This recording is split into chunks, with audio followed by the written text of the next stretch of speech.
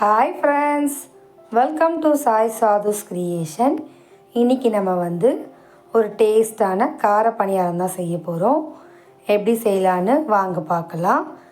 இதுக்கு side dish onion chutney, coconut chutney பக்காவாக இருக்கும். ஒரு பேன் வச்சுட்டு அந்த பேனில் 2லேருந்து 3 ஸ்பூன் ஆயில் சேர்த்துக்கலாம்.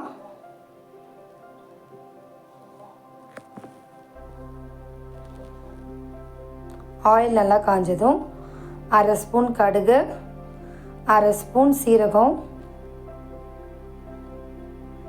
சேர்த்துட்டு கடுகு நல்லா பொரிஞ்சதும் 1 ஸ்பூன் உளுத்தம்பருப்பும் 2 ஸ்பூன் கடலைப்பருப்பும் சேர்த்து ஒரு 4லேருந்து 5 காஞ்ச மிளகாய் கிள்ளி வச்சுருக்கேன். அதையும் நம்ம இது கூட சேர்த்துக்கலாம்.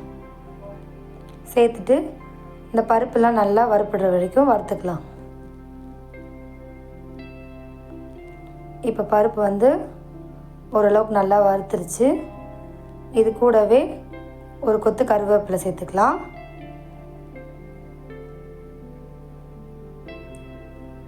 இந்த பருப்பு பார்த்திங்கன்னா பணியாரத்துக்கு ஒரு கிறிஸ்பினஸ் நடுவில் தரும், நல்லாயிருக்கும். 2 பெரிய ஆனியனை கட் பண்ணி சாப் பண்ணி வச்சுருக்கேன். அதை இது கூட சேர்த்து நல்லா ஒரு கண்ணாடி பதத்துக்கு நம்ம வதக்க போகிறோம்.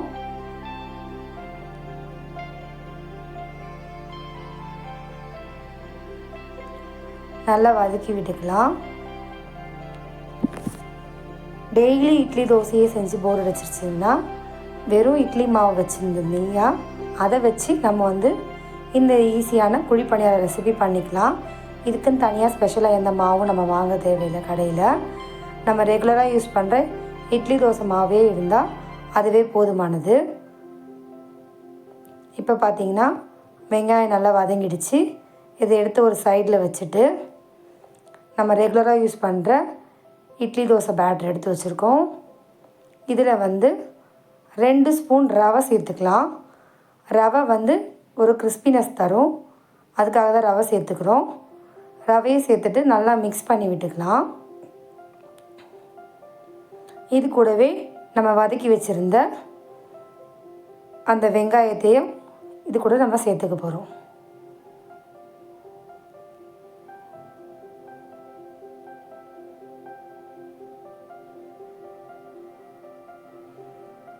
சேர்த்துட்டு நல்லா மிக்ஸ் பண்ணி விட்டுக்கலாம்.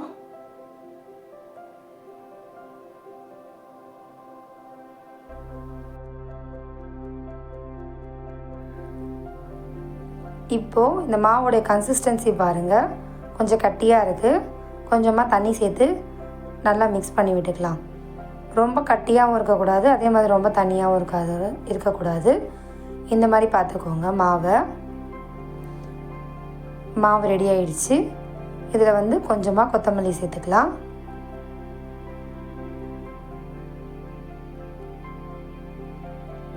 இப்போது குழிப்பணியார சட்டி வச்சுக்கலாம். குழிப்பணியார சட்டியில் லைட்டாக எண்ணெய் தேய்ச்சி விட்டுருக்கோம். இதில் கொஞ்சம் கொஞ்சமாக மாவை எல்லா குழியிலையும் நம்ம சேர்த்துக்க போகிறோம். சேர்த்துட்டு ஒரு 1/2 ஸ்பூன் எண்ணெய் லைட்டாக நம்ம கொஞ்சமாக அப்படியே ஊற்றுக்கலாம்.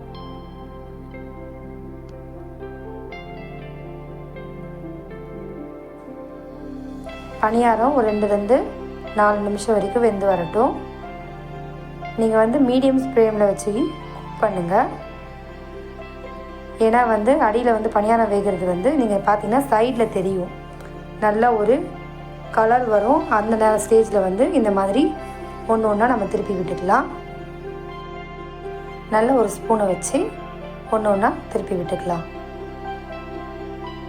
இதே மாதிரி எல்லாத்தையும் திருப்பி விட்டுட்டு ஒரு 3லேருந்து 4 நிமிஷம் வேக விட்டுக்கலாம். நல்லா வெந்து வரட்டும்.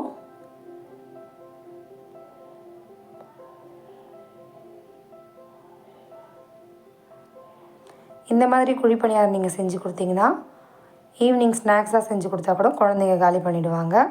அதே மாதிரி காலையில் பிரேக்ஃபாஸ்ட்டுக்கும் நைட்டு டின்னருக்கு கூட இந்த மாதிரி குழி பணியாரம் நீங்கள் வீட்டில் செஞ்சு கொடுக்கலாம். எல்லாருமே வந்து விரும்பி சாப்பிடுவாங்க.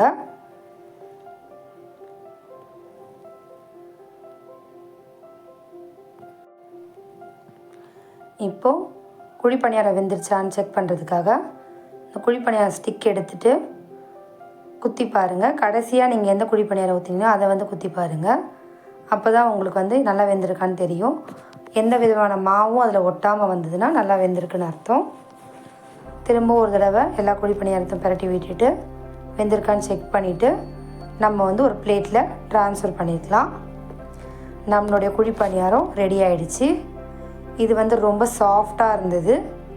இன்றைக்கி நான் வந்து இதை வந்து ஒரு வெங்காய சட்னியோடு சர்வ் பண்ணியிருக்கேன். நீங்களும் செஞ்சு பார்த்துட்டு எப்படி இருந்ததுன்னு நம்ம சேனலுக்கு ஒரு கமெண்ட் பண்ணுங்கள். இந்த டிஷ் பிடிச்சிருந்தா நம்ம சேனலுக்கு ஒரு லைக் பண்ணுங்கள், கமெண்ட் பண்ணுங்கள், சப்ஸ்கிரைப் பண்ணுங்கள். கூடவே அந்த பெல் ஐக்கானையும் ஒரு டச் பண்ணி விடுங்க. தேங்க்யூ. அடுத்த வீடியோவில் பார்க்கலாம்.